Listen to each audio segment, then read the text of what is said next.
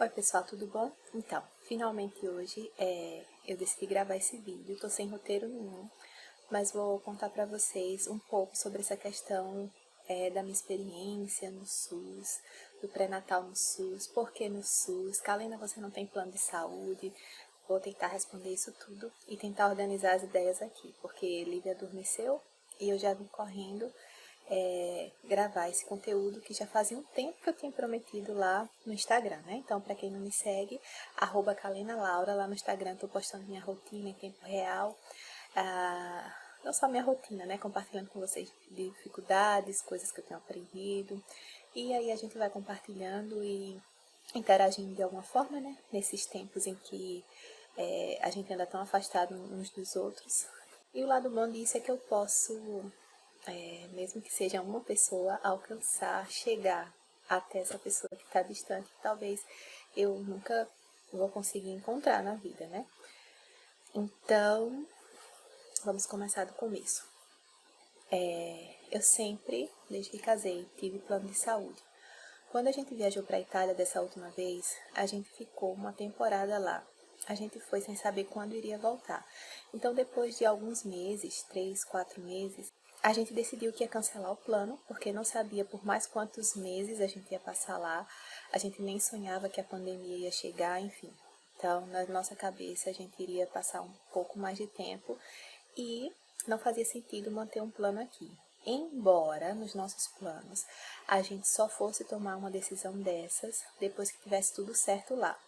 Mas, com o euro subindo cada vez mais, a gente começou a cortar algumas coisas. E como a gente não queria vender carro, que a gente deixou aqui, né, se desfazer de coisas aqui dentro de casa, enfim. Isso seria lá se a gente tivesse ficado na Itália, morando e tudo mais, fixo, né, e estável lá. Mas aí a gente foi poldando algumas coisas. E a primeira coisa que entrou de despesa, assim, que a gente cortou foi o plano de saúde. Dos três, né? O meu, o de Sam e o de Lívia. Mas antes da gente voltar pro Brasil, a gente refez o de Lívia e eu e ele ficamos sem. E aí, para encurtar a história dessa parte, quando a gente voltou, a gente já tinha planos, né, de querer um bebê. Como a gente ainda estava pagando algumas dívidas, né, foi tudo de supetão assim, a gente não sabia que ia passar tão poucos meses depois dessa decisão de cancelar o plano, mas naquele momento isso foi necessário.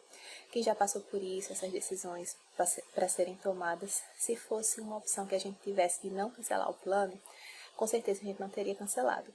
Mas naquele momento a gente não tinha opção, então a gente acabou cancelando.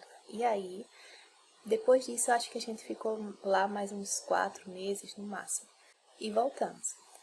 Quando chegamos aqui, a gente encontrou esse plano assistencial de saúde, porque ele não é um plano de saúde. Porque, para ser plano de saúde, a operadora de saúde precisa ter um hospital próprio, né? Então, todo plano de saúde tem o seu hospital próprio. Esse, ele tem uma parceria com um hospital aqui da cidade. Então, já descaracteriza, já não permite que ele seja um plano de saúde. Na prática, além disso, nada muda com relação a um plano de saúde com coparticipação. Todas as minhas consultas, elas são gratuitas, né? Porque eu pago essa taxa mensal, muito abaixo de uma taxa, de uma mensalidade de plano de saúde, mas eu tenho todas as consultas que eu quero, é tanto que eu também estou sendo acompanhada por um médico desse plano assistencial. Os exames eu pago uma parte, né? Eu pago com desconto, porque o plano cobre a outra parte. Então, para vocês terem uma noção, por exemplo, uma ultrassom nesse plano custa R$60 com desconto, né? Que é a parte que eu pago é R$60. O complemento do exame, que eu não sei quanto tá o ultrassom, fica com o plano. E aí, toda vez que eu vou precisar fazer ultrassom, eu pago R$60. Toda vez que eu preciso fazer exames de sangue, dependendo do exame, da quantidade de exames e do tipo de exame, eu também pago. Enfim, é um plano, é como se fosse um plano de saúde com coparticipação. E também a outra diferença é que eu não tenho direito ao parto. Então, eu estou fazendo pré-natal e o parto é algo que ainda a gente não tem plano de como vai ser, mas está entregue nas mãos do Senhor. Eu estou muito tranquila com relação a isso. Desde que eu estava grávida de Lívia, eu já queria ter um parto normal.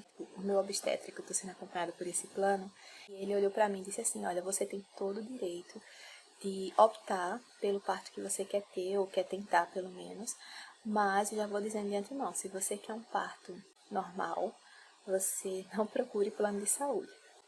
E aí isso me chamou a atenção, né, porque eu lembro do meu histórico com Lívia, né, eu fui muito bem acompanhada, tive um parto bem assistido, mas assim, nos pré-natais, hoje avaliando, eu sempre consultava a médica e ela me dizia assim, olha, eu faço parto normal sim, já aconteceu várias vezes, mas porque não deu tempo da equipe chegar lá e a mulher já estava parindo, não sei o quê. Mas é bom que seu parto seja com hora marcada, porque toda a minha equipe vai estar lá. Você não precisa se preocupar de estar entrando em trabalho de parto e não saber quem é que vai fazer o seu parto, não sei o quê. Então, isso foi me conduzindo a uma escolha, né, pelo parto cesárea. E para fechar com chave de ouro, na última ultrassom de Lívia, ela estava com a circular de cordão no pescoço, o que não necessariamente é uma indicação de cesárea, mas todos os médicos que eu fui, inclusive minha obstetra, bateu o martelo e disse, olha, indicação não é, mas mais seguro você faz cesárea. Então, mãe de primeira viagem, a gente já estava assim, né, ansiosos, na expectativa, tudo, e a gente não ia querer algo, forçar a barra, né. E Lívia veio de parto cesárea. Eu vou contar o relato de parto talvez em um outro vídeo. O meu médico atual me explicou que só é indicação de cesárea ou circular no pescoço do bebê quando o seu cordão ele é curto. E isso precisa ser avaliado, né, pelos médicos e tudo mais. Eu não sei se era o meu caso, enfim, mas foi como Deus queria que fosse. Graças a Deus, a Lívia tá aí, saudável, uma princesa. E aí você pode me perguntar, mas se você já tem esse plano, está sendo acompanhada pelo médico do plano, por que você está indo pelo SUS também? Basicamente porque ter esse acompanhamento pelo SUS vai me abrir as portas de um hospital público na hora do parto. Esses são os meus planos de agora. Se você me perguntar como eu vou ter meu bebê, eu não sei te responder agora. Pode ser que a gente pague um parto particular, pode ser que a gente pague. Pode ser que, sei lá, eu entre trabalho de parto e corro para o hospital público e tenha um bebê e pronto, pode ser também.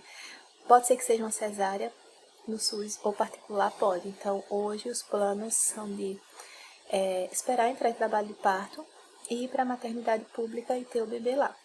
E eu sendo acompanhada pelo posto de saúde, eles têm todo o encaminhamento, né? Eu tenho o cartão pré-natal do SUS, então isso apresentando no hospital, né? É algo, embora o hospital público ele não negue pacientes, mas, digamos assim, seria uma facilidade a mais de eu estar acobertada, ter todo o meu pré-natal pelo SUS. E aí eu resolvi ter essa experiência pelo SUS. Eu não dependo, digamos assim, totalmente do SUS no meu pré-natal. Eu tenho esse médico, como eu falei, e estou tendo acompanhamento da enfermeira do posto. E um pouquinho do meu relato de experiência no SUS é que está sendo a minha experiência nesse contexto que a gente está agora, porque eu tenho uma colega que falou para mim, inclusive era minha vizinha aqui do condomínio, e ela disse que foi acompanhada no pré-natal por esse mesmo postinho. Na época tinha médica, ela foi super bem atendida e tudo mais. Então, eu não posso dizer que é algo generalizado. Estou contando o que está me acontecendo agora. Agora a situação é, no posto de saúde, faz um ano, desde o início da pandemia, da primeira onda da pandemia, né, do ano passado, que o posto de saúde está sem médica. Então, é só a enfermeira, chefe, e os estudantes de medicina em estágio, que eles fazem rodízio, né, para quem é estudante de saúde, quem já foi, sabe que no final do curso a gente fica rodando entre os níveis de saúde, e aí ficam esses estudantes lá. Então, quando eu cheguei para minha primeira consulta, já estava nessa, né? A primeira consulta de todas no posto de saúde foi com a enfermeira. Ela me passou... Eu já tinha o beta feito, né? O exame de sangue para comprovar a gravidez e não tinha mais nada. E aí ela passou se não me engano, passou a ultrassom, a primeira ultrassom e passou alguns exames de sangue. E aí eu fui tentar fazer esse exame de sangue pelo SUS. E é um local referência, é um laboratório referência, E aí, quando eu cheguei lá, a moça do atendimento disse que o hemograma não estava fazendo. Alguns testes próprios, né, da gestação, não lembro exatamente quais, mas também estava faltando. Eu fiz uns testes rápidos de toxoplasmose, de HIV, e também fazia lá, esses eu consegui, mas outros não estavam saindo. Então, quando eu peguei o resultado do exame, acho que foram uns 4 ou 5 exames da bateria que ela mandou, que foram feitos. E a moça que me atendeu lá disse que estava sem previsão de quando ia ter hemograma novamente, enfim. A gente seguiu. O complemento do exame, eu fiz particular. Particular não, né? Por esse plano assistencial que eu tenho, e aí eu paguei só uma parcela. E os exames de sangue que eu tenho feito, eu sigo fazendo assim, pagando, e não vou mais no laboratório, não vou mais nesse centro, porque corre o risco de novo, não ter exames para fazer. Mas espero que tudo por lá melhore, que eles voltem a ter todos os tipos de exame de sangue. Com relação às consultas de pré-natal no postinho de saúde, eu ainda não fui, eu tô com 4 meses e meio, quase 4 meses e meio, eu não fui consultada por uma médica ainda, só a enfermeira e os estudantes. Quando eu for no próximo mês, já vai ser outra equipe de estudantes de medicina, não vai ser mais o que eu estava sendo acompanhada. E aí, tá sendo assim que funciona. Não sei se eles têm perspectiva de receber médica, eles sempre dizem que tá para chegar uma.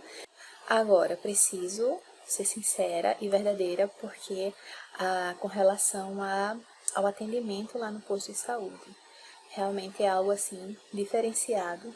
Esse pessoal da atenção básica, eles realmente têm uma atenção diferenciada, porque quem é acostumado com alguns profissionais de planos de saúde, eu não posso generalizar também, que mal olha na sua cara, sabe, eu já fui consultada no início da minha primeira gestação, que foi um aborto retido, que eu já contei inclusive o relato no Instagram, nunca contei aqui no YouTube, mas se quiser você vai lá, que tem um post falando sobre isso.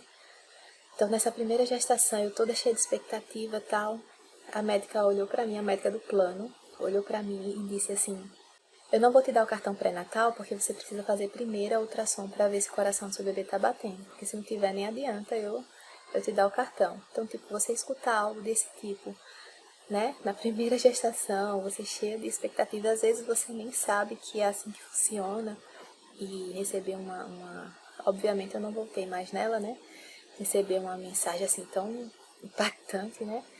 E aí, fora isso, ela falou muitas coisas. Já falou do parto, sem eu nem perguntar pra ela. Disse, olha, parto comigo é com hora marcada. Se eu não tiver aqui disponível, você vai fazer com a equipe plantonista. Quase que eu falava na cara dela. Quem te perguntou sobre parto, né? Eu ainda estava no início de tudo. Enfim, então, existem profissionais e profissionais em qualquer um né? Se você está em plano de saúde ou não. Mas o atendimento, realmente, assim, eu tive, esses anos todos que eu passei com plano de saúde, foi muito difícil encontrar um profissional, assim, atencioso, que olhasse nos olhos, que parasse para conversar com você, que perguntasse sobre a gestação, se a gestação foi planejada, eles perguntam até isso lá, né? Eu até aproveitei a oportunidade e disse que foi planejada assim, e mesmo que não tivesse sido planejada por mim, teria sido planejada por Deus de toda forma. Eles olharam pra mim assim e disseram, é verdade e tal. Então, não perdendo as oportunidades para falar do Evangelho, né? Para falar de Deus. Eu não sei se eu deixei de falar alguma coisa, eu vim sem roteiro, mas para que vocês entendam, e sempre que eu postar lá no Instagram dizendo que estou indo para o pré-natal no SUS, o contexto é esse. Eu estou indo para o pré-natal no SUS e estou indo para o pré-natal com o meu obstetra também. E a gente vai ficar assim até a hora que a gente resolver alguma coisa com relação ao parto. Então, se vocês querem saber o desfecho dessa história toda, continua aqui no YouTube, me segue lá no Instagram, porque nem eu mesma sei como vai ser. Eu sei que pela fé o Senhor vai, né, mandar o nosso bebê em segurança, com saúde, em paz, tudo vai ocorrer bem. Mas deixa eu só encerrar esse vídeo falando uma coisa. Algo que sempre me preocupou muito no início da gestação, ou melhor, na gestação de Lívia, foi quando algo que sempre pegava muito era o fato de que eu quero ser acompanhada sempre pela mesma médica, quero que ela vá comigo até o fim, que faça o meu parto, que a gente crie um vínculo, que não sei o que, que não sei o que, que não sei o que. E foi desse jeito. A gente achou uma médica muito boa, ela acompanhou a gente do começo ao fim. Na hora da cesárea, ela estava lá segurando a minha mão para aplicar anestesia e tudo mais. Eu não tenho do que reclamar. O Senhor levantou um anjo nas nossas vidas, que foi com a gente do começo ao fim. A equipe dela é maravilhosa. Só que logo depois que eu tive Lívia, por questões burocráticas, talvez, acho que sim, ela deixou de atender o plano que eu tinha, o plano de saúde. E quando eu liguei para agendar uma consulta com ela, né, de rotina, enfim, a secretária disse que, olha, Kalena, ela não tá mais atendendo o seu plano não, tá bom? Aí eu, tá certo. Tipo, sabe? Aquela médica que me acompanhou do começo ao fim, que foi me visitar depois, né, que é procedimento padrão, eu sei, que foi me visitar no quarto do hospital, que recebeu uma cartinha da gente, já não estava atendendo mais o meu plano, e aí daí pra lá, de lá pra cá, a gente não tinha se falado mais, ou não se falou mais.